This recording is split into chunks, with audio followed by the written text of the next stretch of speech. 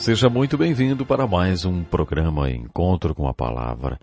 Aqui no nosso programa estamos estudando toda a Bíblia e é uma bênção para nós ter você conosco. Nossos estudos já nos trouxeram aos livros proféticos do Velho Testamento. Depois de termos estudado Isaías, o profeta dos profetas, estamos prontos para conhecermos outro profeta maior. Seguindo a sequência da Bíblia, o próximo profeta é Jeremias. Conhecido como o profeta chorão, ele parecia estar sempre chorando. O seu coração estava ferido. Você já leu o livro de Jeremias? Todos os 52 capítulos deste livro são uma série de choros. Por isso é muito difícil fazer um esboço dele. As pessoas não choram de maneira organizada e por isso o livro de Jeremias não é muito organizado. Depois de levar 52 capítulos chorando, Jeremias escreveu um poema. Esse poema é o livro de Lamentações, um apêndice do livro de Jeremias. Quer dizer então que ele continuou chorando neste outro livro também. Você deve estar se perguntando, mas por que Jeremias chorou tanto? Por que ele estava tão triste? No capítulo 4, versículo 19, ele chora. Ah, minha angústia, minha angústia! Mas por que ele estava tão angustiado? Vocês estão lembrados que eu disse que os livros proféticos trazem em suas introduções informações históricas sobre o rei que reinava na época do ministério do profeta? É por isso que antes de estudarmos os profetas, estudamos os livros históricos. Se puder lembrar dos reis que estudamos na literatura do reino quando analisamos primeiro e segundo livros de reis e de crônicas, já deve saber por que Jeremias estava tão triste e por que ele chorava tanto. Logo no início do livro temos a informação de que Jeremias começou seu ministério no 13º ano do rei Josias, passando por todos os reis que reinaram entre os reinos de Joaquim e de Zedequias, como por exemplo Joaquim e Jeoás. Se você estiver familiarizado com eles e souber quando eles viveram e reinaram, também entenderá por que o coração de Jeremias estava ferido. O ministério de Jeremias durou 41 anos e começou quando o rei Josias reinava em Judá. Foi durante esse tempo que os homens que trabalhavam na reconstrução do templo reencontraram as Escrituras. Naquele tempo o povo de Deus era apóstata e estava afastado de Deus. Eles até tinham esquecido que havia a lei de Deus. Durante essa reconstrução do templo eles encontraram alguns rolos das Escrituras. Na verdade, foi um descendente de Esdras que encontrou as Escrituras. Aparentemente foi através destes rolos que Deus influenciou Esdras a se tornar um instrumento humano, um escriba, que trouxe de volta o interesse pelas Escrituras. Os estudiosos acreditam que foi Esdras que organizou o Velho Testamento em livros e divisões. Isso aconteceu durante este reavivamento do interesse pelas Escrituras durante o reinado do rei Josias. Os nomes dos reis que sucederam Josias estão associados à queda de Jerusalém e ao cativeiro babilônico. A citação de reis como Joaquim, Joaquim e Jeoás nos revelam que Jeremias viveu e pregou durante a época em que Jerusalém foi tomada pela Babilônia. Jerusalém não foi derrubada da noite para o dia, como aconteceu com Paris e Singapura durante os primeiros dias da Segunda Guerra Mundial. A queda de Jerusalém foi uma catástrofe que se estendeu por um período de quase 20 anos. Vimos isso no estudo do segundo livro de Reis. Na primeira queda de Jerusalém, Joaquim era o rei. Ele se rendeu ao exército de Nabucodonosor e o serviu em Jerusalém por 3 anos. Quando Nabucodonosor conquistou Jerusalém, os exércitos babilônicos entraram na cidade e os judeus foram forçados a servi-los e a pagar tributos a eles. Mas depois de 3 anos, Joaquim se rebelou e o exército de Nabucodonosor cercou Jerusalém outra vez. Na segunda conquista, Joaquim, filho de Jeoaquim, que era praticamente uma criança, entregou a cidade. Dessa vez, os babilônicos levaram muitos judeus cativos para a Babilônia. Essa segunda conquista foi mais severa do que a primeira. Quando Joaquim se rendeu pela segunda vez, um pouco antes de o povo ser levado cativo para a Babilônia, Zedequias, seu irmão, foi nomeado o rei marionete da Babilônia em Jerusalém. Se o líder nomeado não fizesse o que os conquistadores ordenavam, era rapidamente removido do poder e outro marionete o substituía. Zedequias foi o rei testa de ferro da Babilônia durante 11 anos. Mas ele também acabou se rebelando, que levou o exército babilônico a reduzir a cidade de Jerusalém a pó. Não foi deixada pedra sobre pedra. Quando os babilônicos conquistaram Jerusalém pela terceira vez, tiraram toda a população da cidade.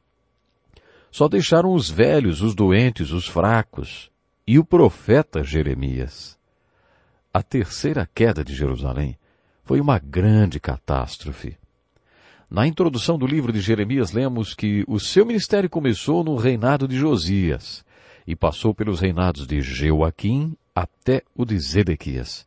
Isso significa que Jeremias estava pregando e ministrando em Jerusalém quando toda essa tragédia que eu acabei de relatar sobreveio para Jerusalém. É por isso que ele chora. Ah, minha angústia, minha angústia. Jeremias, já durante o reinado de Josias, começou a profetizar que a invasão da Babilônia, o cativeiro e a conquista estavam para acontecer por causa do pecado do povo. O principal pecado era o da idolatria, mas também todos os outros pecados que surgiram com a apostasia do povo. O início da mensagem do profeta e de profetas como Jeremias, vamos dizer assim, Isaías e outros, era: se o meu povo que se chama pelo meu nome se humilhar e orar, buscar a minha face e se afastar dos seus maus caminhos, dos céus o ouvirei, perdoarei o seu pecado e curarei a sua terra. Essa era a mensagem dos profetas diante da possibilidade de uma invasão e cativeiro como julgamento de Deus. Mas quando o povo não os ouvia, a mensagem mudava e passava a ser: o julgamento de Deus se aproxima, não há como impedi-lo, o julgamento está se aproximando. Quando Deus deu essa revelação para Jeremias, ela foi tão clara que ele pôde até ouvir o som do exército babilônico, os gritos do povo que estavam sendo assassinados, das mulheres e moças que estavam sendo violentadas. Através de uma revelação profética, Jeremias ouviu todos esses sons de horror. E é por isso que ele clamava: ah, minha angústia, minha angústia. Deus revelou a Jeremias a aproximação de toda essa calamidade.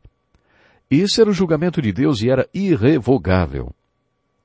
Quando o cerco a Jerusalém se iniciou, Jeremias pregou uma mensagem muito impopular, que o tornou o mais odiado de todos os profetas. Jeremias tinha duas mensagens. A primeira parte da mensagem era que a conquista e o cativeiro estavam se aproximando. Essa era a sua mensagem de destruição, tristeza e julgamento. Mas o outro lado da mensagem de Jeremias era de esperança. Quando Isaías previu a queda do reino do norte diante dos assírios, ele não tinha nenhuma mensagem de esperança para o período da invasão, conquista e cativeiro assírio. As 10 tribos do norte foram para o exílio do esquecimento e nunca mais se ouviu delas. Mas os profetas que profetizaram a invasão e o cativeiro do reino do sul, pelos babilônicos, tinham uma mensagem de esperança, porque Deus também deu a esses profetas a seguinte revelação: depois de 70 anos de cativeiro na Babilônia, vocês voltarão. Isaías pregou essa mensagem de esperança 170 anos antes de acontecer.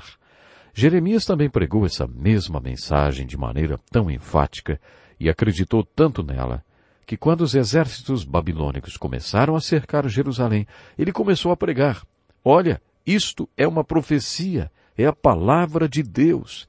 Este é o plano de Deus irrevogável. Não há nada que vocês possam fazer para impedir. Por isso, é melhor vocês se renderem a Nabucodonosor e colocarem o pé na estrada. Vão para a Babilônia, porque quanto mais cedo vocês forem, mais cedo vocês voltarão. Não resistam a Nabucodonosor. Deus o está usando para castigar vocês. E se vocês se opuserem a Nabucodonosor, estarão se opondo a Deus. Jeremias pregou que o povo de Judá deveria se render. E o povo o odiou por isso. Eles disseram que a mensagem de Jeremias era uma conspiração contra o povo. Eles o jogaram em uma cisterna que, ao invés de água, tinha lodo. Eles o colocaram lá através de uma corda para que ele ficasse atolado no lodo junto com ratos e sem comida. O modo como o trataram foi cruel e mostra o quanto eles o odiavam. Os cercos já tinham começado. Alguns duraram mais de 2 anos. Os judeus estavam comendo seus próprios filhos porque não tinham alimento, e o profeta ficava pregando. Eu falei, Deus quer que vocês se rendam. Hoje nós vemos pessoas que se acorrentam aos portões de usinas nucleares e fazem toda sorte de coisas só para serem ouvidas e passarem a sua mensagem. Jeremias e alguns dos profetas também agiram assim. Eles faziam qualquer coisa para serem ouvidos. Eles usavam recursos como o sermão simbólico. Por exemplo, no capítulo 18, Jeremias fez um desses sermões que podemos chamar de o vaso reciclado. Ele disse que Deus o enviou à olaria. E enquanto ele estava lá, ele viu o oleiro fazer um vaso. O oleiro estava tentando fazer um vaso bonito, mas não estava ficando como ele queria. Desgostoso com o trabalho, o oleiro o espatifou no chão. Depois reciclou o barro e fez um vaso novo. Ele tentava dizer ao povo, vocês vão para a Babilônia, mas depois de 70 anos voltarão. Vocês não percebem? Vocês são o vaso. São os pedacinhos do vaso que o oleiro, o escultor, Deus está formando. Vocês não estavam ficando do jeito que Deus queria, por isso Ele está castigando vocês. Esse é o julgamento de Deus sobre suas vidas. Deus vai reciclar vocês e fazer um vaso novo. Quando vocês voltarem do cativeiro babilônico, serão novas criaturas. Vocês serão um vaso novo. Jeremias pregou um outro sermão simbólico. Um dia Deus o mandou levar um vaso grande e bonito para o templo. Quando ele chegou ao templo, todos o observavam, inclusive os escribas, os anciãos e sacerdotes. Jeremias pegou aquele vaso bonito, que deveria ser caro, e o espatifou no chão. Imagine! Foi o maior estrondo que tenho certeza todo mundo ouviu. Jeremias achou que iria impressionar as pessoas espatifando aquele vaso no chão. Depois ele fez uma aplicação. No capítulo 18, quando ele fez o sermão do vaso reciclado, ele disse, isso representa vocês que se renderão ao rei Nabucodonosor e irão para a Babilônia. 70 anos depois, vocês voltarão como um vaso novo. É isso que Deus quer. Quando ele jogou aquele vaso no chão, fez outra aplicação. Vocês estão enfrentando o rei Nabucodonosor como fez Zedequias, e estão se rebelando contra os babilônicos, e se recusam a se entregar. Vocês serão esmagados, como fiz com este vaso. Não haverá conserto nem retorno. Acabou para vocês. Vocês serão mortos. O povo de Judá odiava Jeremias por causa do sermão do vaso espatifado. Há momentos em que todos nós, que cremos em Jesus, enfrentamos problemas, porque todos nós, tal qual ovelhas, nos desviamos, cada um de nós se volta para o seu próprio caminho, e temos vivido as consequências de sermos como ovelhas. No livro de Provérbios, Salomão diz que todos nós viveremos o terror do caminho que escolhemos. Deus usa as consequências das nossas escolhas para nos ensinar. É assim que crescemos. Algumas de nossas experiências deixam cicatrizes permanentes. Temos que ser reciclados, passar por várias tempestades até que o vaso novo seja formado. Depois de termos sido reciclados, temos que admitir, não trocaríamos o vaso novo pelo velho, por nada deste mundo. Talvez você já tenha ouvido falar de Joni Eareckson, quadriplégica que, acomodada em uma cadeira de rodas, pinta quadros segurando o pincel com a boca. Ela não mexe em nenhuma parte do seu corpo, do pescoço para baixo. No seu filme, ela declara, prefiro estar nesta cadeira de rodas com Deus do que estar andando com meus próprios pés e sem Deus. O que essa moça quer dizer, hein? Ela era saudável e levava uma vida normal, mas sem Deus. Eu tive a oportunidade de conhecê-la pessoalmente. Quando quebrou o pescoço em um mergulho, Johnny passou por uma experiência de reciclagem de vaso velho para novo. Ela não iria querer passar por esse processo outra vez, mas esse processo agonizante a tornou um vaso novo. Ela não trocaria esse vaso novo com Deus pelo velho sem Ele. Ela prefere estar sobre uma cadeira de rodas com Deus do que andando sem Deus. O sermão do vaso espatifado ilustra algo diferente.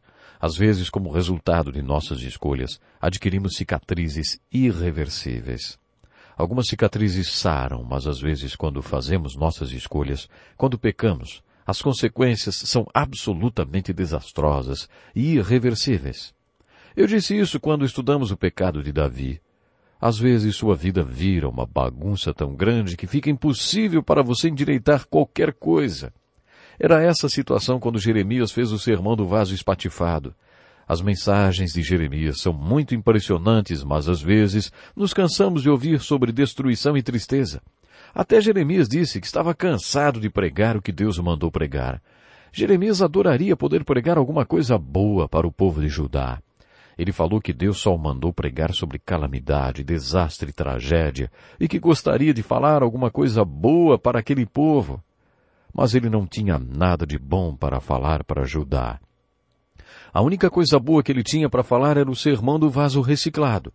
Se vocês se renderem e forem para a Babilônia, voltarão como vasos novos. E essa era a parte boa do sermão de Jeremias. Quando Jeremias começou a pregar sua mensagem de esperança, como Isaías fez, ele entrou nas profecias messiânicas. Em vários trechos ele vai além do retorno do cativeiro babilônico e fala sobre a vinda do Messias, que é a grande esperança, não só para Judá, mas para todo o mundo. Você observará que existe o mesmo padrão nas profecias messiânicas de Isaías e de Jeremias. Jeremias tinha pregado a mensagem: se o meu povo, que se chama pelo meu nome, se humilhar e orar, buscar a minha face e se afastar dos seus maus caminhos, dos céus o ouvirei, perdoarei o seu pecado e curarei sua terra. Como o povo não ouviu sua pregação, ele sabia que teria que pregar que o cativeiro estava se aproximando. Jeremias fez muitos sermões para os que seriam levados cativos para a Babilônia. Os dois profetas sabiam que o povo seria levado cativo e, é claro, viam isso como uma calamidade. Se não fosse pelas pregações de Jeremias, eles não teriam esperança alguma. Vamos ver algumas das bonitas mensagens de Jeremias para o povo quando este estava sendo levado cativo. No capítulo 29, versículos de 11 a 14, lemos assim: Porque sou eu que conheço os planos que tenho para vocês, diz o Senhor. Planos de fazê-los prosperar e não de lhes causar dano. Plano de dar-lhes esperança e um futuro. Então vocês clamarão a mim, virão orar a mim, e eu os ouvirei. Vocês me procurarão e me acharão quando me procurarem de todo o coração. Eu me deixarei ser encontrado por vocês, declara o Senhor, e os trarei de volta do cativeiro. Eu os reunirei de todas as nações e de todos os lugares para onde eu os dispersei, e os trarei de volta para o lugar de onde os deportei, diz o Senhor. Esses trechos de esperança da pregação de Jeremias são um resumo do maravilhoso sermão que ele pregou para o povo de Judá antes deles serem levados para a Babilônia. Jeremias está dizendo: Deus tem planos para vocês e esses planos não vão prejudicá-los. Como pai carinhoso que é, ele está disciplinando vocês, mas é para o seu bem. Deus quer dar a vocês esperança e um futuro. Jeremias queria que eles entendessem que Deus quer dar ao povo algo pelo que esperar, algo que lhes conserve a fé. Enquanto eles estivessem na Babilônia, deveriam clamar a Deus e orar e buscar a Deus de todo o coração. Essa era a promessa de Deus. Se eles fizessem isso, Deus os ouviria e eles o encontrariam. E no fim, Deus os traria de volta do cativeiro. Que aplicação podemos tirar para a nossa vida do sermão de Jeremias, hein? A primeira coisa é que às vezes temos experiências de cativeiro. Não estou me referindo a ser prisioneiro de guerra ou qualquer coisa desse tipo, mas a estar espiritualmente cativo. Pense novamente no vaso reciclado. Talvez você tenha feito algumas escolhas que não foram sábias, e como resultado disso, Deus o levou a um período difícil de sua vida. Você talvez esteja comendo um banquete de consequências e experimentando todo o terror do caminho que escolheu. Como você responde à calamidade quando ela chega à sua vida, hein? Como você reage ao castigo de Deus? Será que você faz como Davi, que acertou com seu erro, ou acertou com o erro? Jesus ensinou sobre as duas casas que enfrentam a tempestade. Uma casa cai, mas a outra fica firme. A outra fica firme. A que ficou firme tem um fundamento que a outra não tinha. O que é esse fundamento, hein? O homem que tem a casa bem fundamentada é o homem que ouve, entende e aplica a palavra de Jesus. Isso significa que quando a tempestade vem sobre sua casa, ele responde com o fundamento da palavra de Deus. Jeremias disse ao povo que eles iriam para o cativeiro e que aquilo era irrevogável, eles não podiam evitar. Ele profetizou disposto a sofrer todo tipo de provação e perseguição por causa da sua mensagem. Ele acreditava em sua própria pregação porque ela tinha vindo de Deus. Todas as profecias de Jeremias se cumpriram. Os falsos profetas odiavam Jeremias. Jeremias deu outra mensagem simbólica usando um daqueles jugos de madeira que se coloca no boi para arar a terra. Ele colocou um desses jugos sobre si e pregou mais uma vez. Assim diz o Senhor dos Exércitos, o Deus de Israel: porei um jugo sobre o pescoço de todas essas nações, para fazê-las sujeitas a Nabucodonosor, rei da Babilônia, e elas se sujeitarão a ele. Ananias, um dos falsos profetas, desafiou Jeremias com um jugo quebrado nas costas. Assim diz o Senhor dos Exércitos, Deus de Israel: quebrarei o jugo do rei da Babilônia. Em 2 anos trarei de volta a este lugar todos os utensílios do templo do Senhor que Nabucodonosor, rei da Babilônia, tirou daqui. Ele desmentiu Jeremias dizendo que o cativeiro não duraria 70 anos. A isso Jeremias respondeu: escute, Ananias, o Senhor não o enviou. Mas assim mesmo você persuadiu esta nação a confiar em mentira. Por isso assim diz o Senhor: vou tirá-lo da face da terra. Este ano você morrerá, porque pregou rebelião contra o Senhor. 2 meses depois, Ananias morreu. Tudo o que Jeremias e outros profetas do Senhor profetizavam acontecia. A profecia deles era cumprida ao pé da letra. Isso provava que eram profetas verdadeiros. Uma das cenas mais dramáticas do livro de Jeremias é quando a cidade está sendo derrubada e o rei Zedequias manda chamar Jeremias 2 vezes. Jeremias estava preso em uma cisterna por causa de tudo que tinha pregado. O rei sabia que Jeremias era um profeta verdadeiro e em segredo lhe perguntou: há alguma palavra da parte do Senhor? Jeremias respondeu: você será entregue nas mãos do rei da Babilônia. Ele não mudou sua mensagem e tudo que ele pregou se cumpriu. Há uma mensagem aqui para nós. Deus tem um plano para a nossa vida, mas precisamos nos render a Deus enquanto há tempo. Há um plano de esperança e um futuro melhor para todos nós. Até o próximo programa.